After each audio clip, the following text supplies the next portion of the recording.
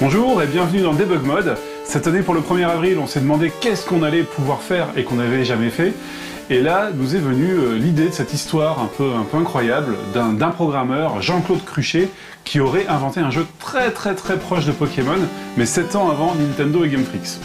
Alors, on s'est dit que ça pouvait tout à fait rentrer dans le cadre de Big Bang Hunter, qui tombait justement le 1er avril, et on a imaginé cette histoire. Donc cette personne aurait créé un jeu qui s'appelait Crazy Creatures, et qui a énormément de similitudes avec Pokémon, évidemment, les évolutions, les monstres à collectionner, les échanges de monstres, etc. etc.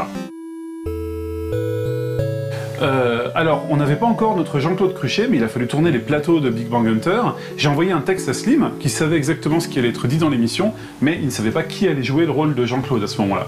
Donc il a tourné ses plateaux avec le Sum, il a d'ailleurs demandé des jingles spéciaux pour ce plateau, les jingles Le Sum, Super Sum et Mega Sum, qui ont été chantés par Caroline, et comme Monsieur Matsuura qui compose le générique de toutes les musiques de l'émission est carrément quelqu'un de très exigeant, il avait demandé qu'il soit tenu au courant si à un moment donné on voulait faire des modifications dans ses musiques. Donc je lui ai envoyé les jingles à valider, il a écouté, il a dit je valide. J'ai demandé ensuite à Atlantis Park, les graphistes, de refaire les jingles avec le Sum, donc déjà rien que pour ça c'était un peu de boulot, mais il nous manquait encore notre Jean-Claude. Finalement on a trouvé quelqu'un qui était parfait pour le rôle puisque c'est un véritable informaticien, donc il a pu apporter de lui-même dans le personnage. Voilà, la partie sur Donjons & Dragons est très intéressante, je trouve. Parce que c'est ça qui met en place la structure. Ouais. Donc on va passer au game system. Par exemple, le salon au CES de Las Vegas, il y est réellement allé dans les années 80. Et tout ce qu'il raconte au début sur sa découverte de l'informatique, ce sont des choses vraies. Le basique est excellent. Il faut reconnaître qu'on arrivait à faire des trucs formidables avec ce basique-là. Donc, avec cette personne, Jean-Claude, on a pu réussir à avoir un personnage très réaliste, puisque finalement, il n'avait pas beaucoup à inventer. Et j'avais été étonné sur le tournage, parce qu'il avait vraiment appris le texte. Avant, il faut qu'on parle de... Ah, pardon. J'ai oublié de terminer cette partie-là. Je lui avais écrit ce qu'il devait dire dans les grandes lignes, et tout ce qu'il devait dire, il l'a bien dit, dans l'ordre, comme il fallait. Et donc, j'étais épaté par le réalisme qu'il avait donné à son personnage. J'ai imaginé un système de jeu avec des monstres que l'on allait capturer. Ensuite, je voulais que l'interview ait une teinte un petit peu oldies, donc j'ai utilisé une vieille caméra de No Life, une vieille caméra SD. C'est la première caméra que je me suis achetée en fait en 2001. C'est la caméra qui a servi à tourner France 5 4 par exemple. J'ai ressorti cette caméra, une vieille cassette DV, et j'ai fait l'interview avec cette cam. J'ai d'ailleurs pris en sécurité un deuxième angle avec une caméra moderne en HD. Et d'ailleurs, regardez la différence, on voit bien. L'idée c'était de faire un petit peu comme si cette interview avait dormi dans nos archives et qu'on la sortait à cette occasion.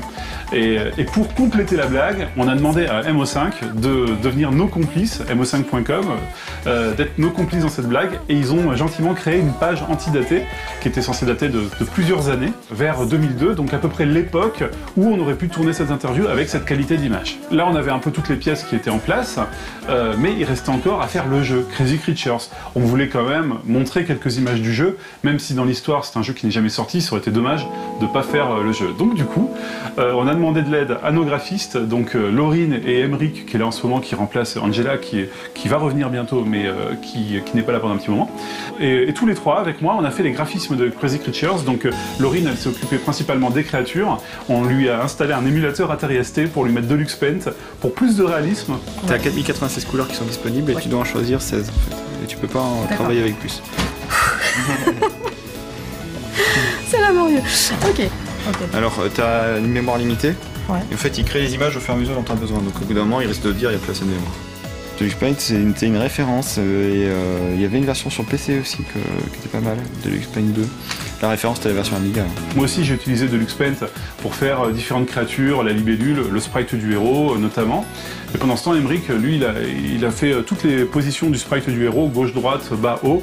Et il a fait aussi toute l'animation de la ménagerie. L'idée, c'est que le héros va venir par là, il va monter jusqu'ici, il va aller chercher le Tadmorph, j'ai oublié son prénom.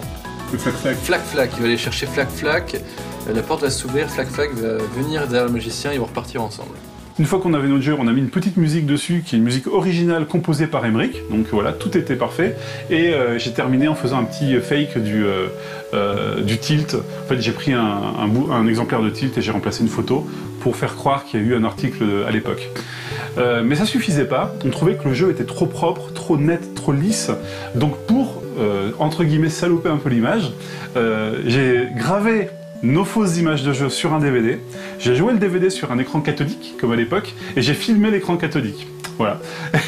Et là, enfin, on a eu un résultat qui donnait un peu, qui faisait un peu image d'époque, et qui semblait logique dans notre histoire. Vu que le jeu n'est jamais sorti, on ne peut pas le ressaisir aujourd'hui, bah ouais. Donc il fallait récupérer les seules images qui avaient été tournées à l'époque. Voilà, donc c'était ces images-là. Je pense que ça mérite un jingle. Ah, il y a quelqu'un qui dit le mec a fait Pokémon en fait. On avait la possibilité. Flac, flac. Alors en fait, sur la journée du 1er avril, Alex avait prévu de poster l'article de MO5, donc qui avait été antidaté par leurs soins, et il m'avait demandé de lui créer un compte sur le forum qu'il fallait que j'antidate aussi. Et puis tout ça pour se rendre compte au moment de la diffusion que c'est un spectateur qui avait retrouvé directement en allant sur le moteur de recherche l'article de MO5 et qu'il avait posté, donc il n'y avait rien besoin de faire. Voilà. Voilà, donc pas mal de travail en fait, et pas mal de personnes qui sont impliquées pour réussir ce Poisson d'avril. Donc je remercierai jamais assez Jean-Claude d'avoir participé à cette émission et d'avoir donné voilà, toute l'âme de ce Big Bang Hunter du 1er avril.